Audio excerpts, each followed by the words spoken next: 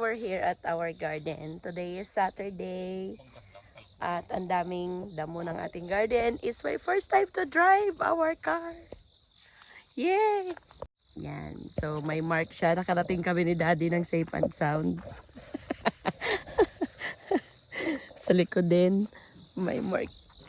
May mark din siya. Yan. Tinataas lang kasi. So yung maliit ang dala natin.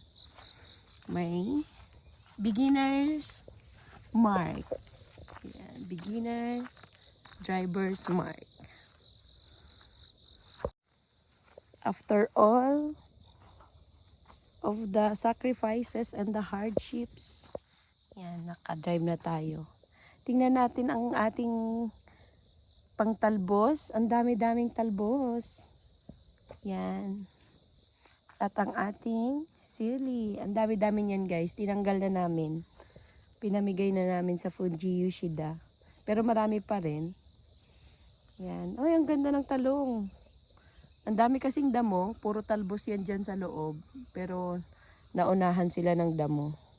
Kaya hindi natin sila makita. And so, look at our...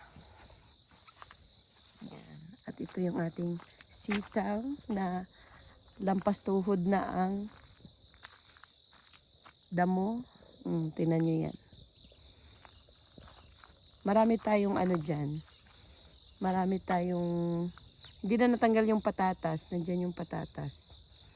Ang gabi. Nako, ba yan? Punong-puno na ng damo. So, korek-kara. Ayun, may okra siya. Hindi atin yan. Oh, look at our kamatis. Kamatis is real. Magulang na siya. Ang dami na nating nakuha dyan. Tapos ito yung ating kotapto. Yan, meron pa tayong talbos dito. Ang dami talagang ano. Tapos yung ating ampalaya. Yan. Daming ampalaya guys. Marami yan. Kailangan nang mag-harvest kasi mayroong nag-order ng gulay. So we need to harvest. Sorry kasi marami na kaming harvest guys. Mausisira na nga. Hindi lang nakakapag-video kasi nga busy. Nagmamadali every time na mag-harvest. Yan. So yan lang muna. Ang ating update. Manguha muna tayo ng kangkong. Okay. Ating harvest. Yan.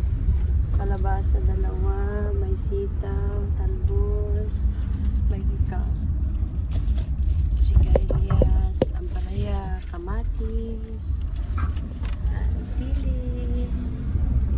Yan yung ating harvest ngayon. Ibenta natin yan.